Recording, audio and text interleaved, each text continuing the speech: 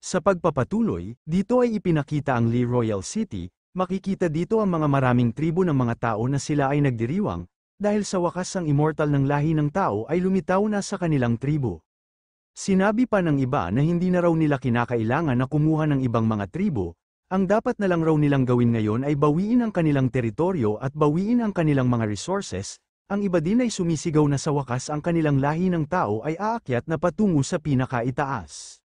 Ngunit natigil ang kanilang kasiyahan dahil mayroong isang nilalang na galing sa Ghost Tribe na nagsalita sa kanilang lahat. Natatawa pa niyang sinabi na ganoon na raw ba ang kanilang tingin sa immortal ng lahi ng tao, ang sa tingin niya dito ay walang kahirap-hirap na durugin ng kanyang kamahalan ang kinikilala nilang immortal. Idinagdag pa niya na ang isang namatay na immortal ay hindi karapat-dapat na tawagin na isang immortal, makikita naman itong si Chu Ziyu na nasa gitna ng maraming mga tao at nakikinig sa mga pinagsasabi ng nilalang galing sa Ghost Tribe. At natatawa na lang siya na kanyang iniisip na kung sino raw ba kaya si Kui Xian na galing sa Ghost Tribe, sa tingin niya ang nilalang na yun ang kanyang uunahin na pababagsakin. Makalipas ang ilang sandali ay tiningnan na nga ni Chu Ziyu ang teritoryo ng Ghost Tribe sa pamamagitan ng kanyang Void Portal at natatawa na lang siya na kanyang nasabi na kung ito na raw ba ang teritoryo ng mga Ghost Tribe, totoo nga raw pala na mayroon itong bahid sa ilalim ng mundo.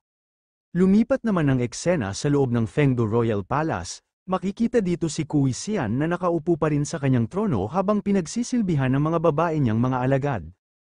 At mayroong nagsalita sa kanya na isang babae na multo at kanyang pinaalam sa kanyang kamahalan na ang immortal ng lahi ng tao ay kumilos na. Ang kanilang digmaan ay malapit nang magsisimula. Paano raw ba nila haharapin ang mga pag-atake ng lahi ng mga tao? Natatawa lang naman si Kui Xian na kanyang tinugon na kung ano raw ba ang kanyang pinagsasabi na lahi ng tao, na ipadala na niya ang mensahe sa mangkukulam, at kanya na lang hinihintay ang kanyang sagot, pagkatapos ay sabay silang dalawa na pupunta doon sa teritoryo ng lahi ng tao upang patayin ang tinatawag nilang immortal. Idinagdag pa niya na matagal na raw na panahon niyang hinihintay ang araw na ito at sa wakas ay dumating na ang matagal na niyang hinihintay. Ngunit nagulat silang lahat dahil mayroong isang tao na biglaan na lang nagsalita galing sa kanilang itaas, sinabi pa nito sa kanila na isa lang raw palang karaniwan na nasa ikatlong antas ng Saint na hari. Hindi na raw siya nagtataka kung bakit gusto niyang makipagtulungan sa mangkukulam, tulad ng kanyang inaasahan tanging mga mahihina lamang ang maglalakas ng loob na magsanib puwersa sa ibang tribo. Matapos magsalita ang boses ay sinigawan naman ito ni Kui Xian na kanyang tinanong kung sino raw bang nilalang ang nagsasalita, pero sa kanya naman isip-isip na masyado raw nakakatakot ang ganitong teknik na ginamit ng nilalang, sa ganito kalapit na distansya ay hindi man lang niya naramdaman ang aura ng nilalang na dumating dito. Tinugon naman ng boses kay Kui Xian na kung tinatanong raw ba niya kung ano ang kanyang pagkakilanlan, siya lang naman ang immortal ng lahi ng tao na gustong patayin nilang dalawa ng mangkukulam. Nang nalaman ni Kui Xian na ang immortal pala ng lahi ng tao ang dumating sa kanyang teritoryo ay kanyang tinanong ang ating bida na dahil nandito na raw siya sa kanyang teritoryo ay bakit pa siya nagtatago ngunit sa bandang huli ay kanya din naman inilahad ang kanyang sarili. Sa binanggit na salita ni Kui Xian ay natatawa na lang itong ating bida na kanyang iniisip na hintayin lang raw ng nilalang na ito na makabuo na siya ng isang bitag na ang killing array ay kusa siyang magpapakita sa kanya kapag dumating na ang oras na yun. Kahit matuklasan pa nitong malaking nilalang ang kanyang inihandang killing array ay huli na ang lahat. At nagulat itong si Kui Xian dahil tinanong siya ni Chu Ziyu na kung Kui Xian raw ba ang kanyang pangalan, tunay raw bang tinatawag niya ang kanyang sarili na isang immortal. Marahil ang tingin sa kanya ng lahi ng tao ay isa siyang immortal ng mga katutubo sa mundong ito kaya naniniwala na lang siya na talagang isa siyang immortal, siya raw ay tunay na walang saysay na mayabang at punong-puno ng pagmamataas. Sagot naman itong si Kui Xian sa ating bida na mali raw ang kanyang pag-unawa dahil sa simulat sa pool wala siyang intensyon na magmamayabang, pero sa kanya naman isip-isip ay masyado itong natawa dahil bago raw niya hanapin ang immortal ng lahi ng tao ay siya na mismo ang pumunta sa kanyang pintuan. Hihintayin lang raw niya na ma-activate ang kanyang Great Hall Array para hulihin ang immortal ng tao, at pagkatapos niya siyang mahuli ay makipagtulungan siya sa mangkukulam para kanila siyang patayin. Nabigla naman silang lahat dahil humihingi ng paumanhin si Chu Ziyu kay Kui Xian dahil nagkamali raw siya ng pagkaunawa sa kanya. Iminungkahi lang naman ni Kui Xian sa ating bida na paano na lang raw kaya na magpakita na lang siya sa kanya at kanilang pag-usapan kung ano ang mas nakakabuti. Sagot naman ni Chu Ziyu sa kanya na narinig niya kanina na kanilang pinag-usapan ang kanilang pagsanib puwersa ng mangkukulam para kanila siyang patayin, at ngayon ay gusto mong magpakita siya para sa pagpupulong, Inaakala raw ba niya na masyado siyang tanga para madaling malinlang sa ganoon na mga salita? Sa malamig na tono ay ipinaliwanag ni Kui Sian sa ating bida na mali raw ang kanyang inaakala, dahil sa mundong ito ay hindi nagtatagal ang alitan, ang umiiral lamang dito ay ang walang hanggang interest, siya raw at ang immortal ng lahi ng tao ay nagkasundo agad sa una pa lang nilang pagkikita, kaya hindi imposible na sila ay magsanib puwersa upang lutasin ang suliranin ng mangkukulam. Sa ipinaliwanag ni Kui Sian ay masyadong nadismaya itong ating bida dahil ang tao raw na ito ay hindi lang mayabang kung hindi isa din hangal, hindi raw niya nauunawaan kung paano siya nag-cultivate para maabot ang antas ng Great Saint King.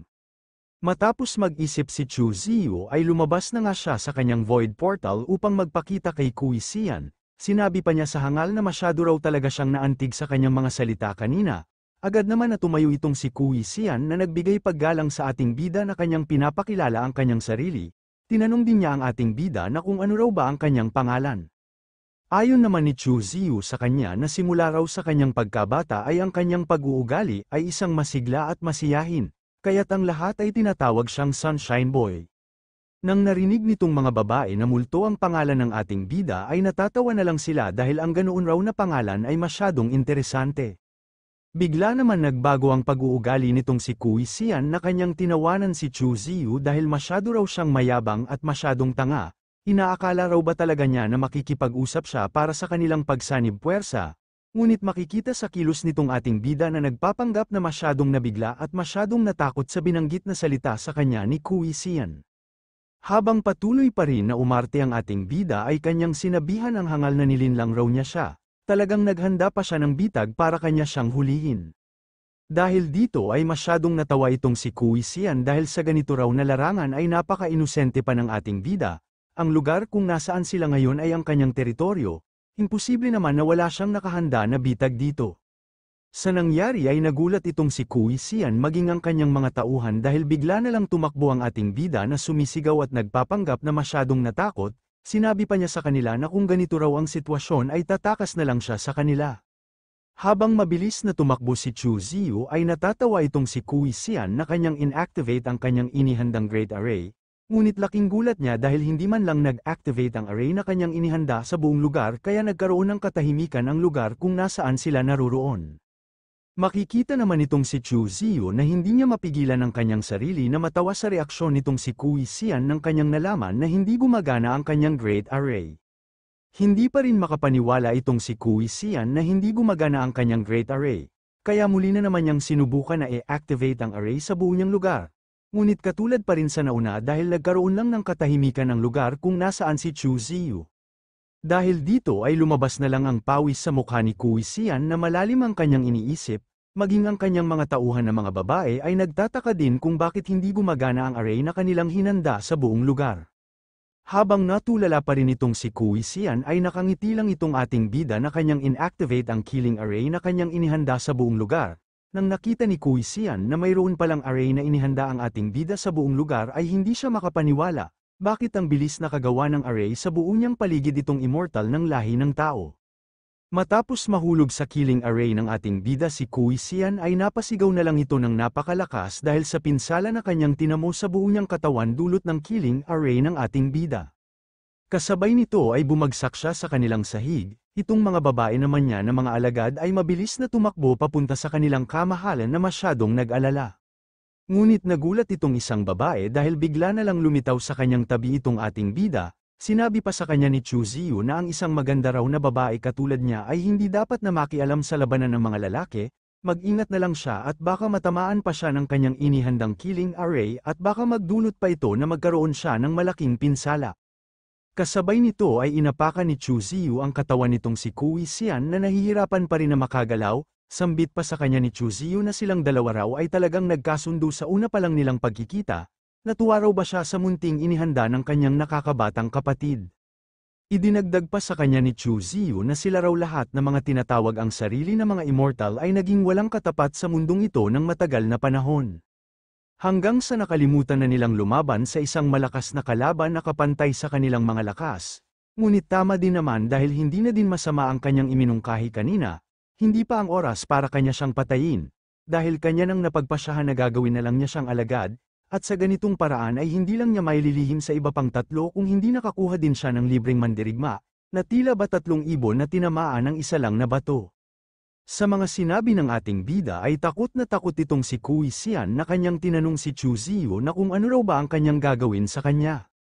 Pero makalipas ang ilang sandali ay makikita si Kui Xian na binabalutan na ng godly skill seed ng ating bida para muli itong isilang, at lumipas ang ilang mga oras ay malapit nang matapos ang proseso sa muling pagsilang ni Kui Xian. Makalipas ang ilang minuto ay natuwa si Chu Ziyu dahil natapos na ang proseso sa muling pagsilang ni Kui Xian.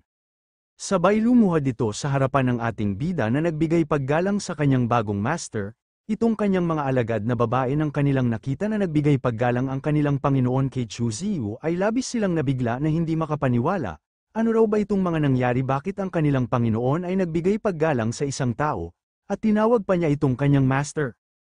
At dito ay nagtanong si Chu Ziyu kay Kui Xian na kung kaya raw ba niyang linlangin ang mangkukulam para pumunta dito sa Fengdu City. Paliwanag naman ni Kui Xian sa ating bida na ang mangkukulam raw ay masyadong maingat, simula nung gumawa ang mangkukulam ng alyansa sa kanya ay ni minsan hindi pa siya nakapunta dito sa Fengdu City, pero syempre maging siya ay hindi din nakapunta sa teritoryo ng mangkukulam, sa paraan ng kanilang pagkilos ay silang dalawa ay labis na nakatago ang kanilang mga lihim. Sa paliwanag ni Kui Xian ay mayroong naisip itong si Chu Ziyu na magandang paraan upang kanilang mapapunta dito sa Fengdu ang mangkukulam, kaya seryoso na sinabihan ni Chu Ziyu si Kui Xian na bibigyan raw niya siya ng magandang paraan para pumunta dito ang mangkukulam.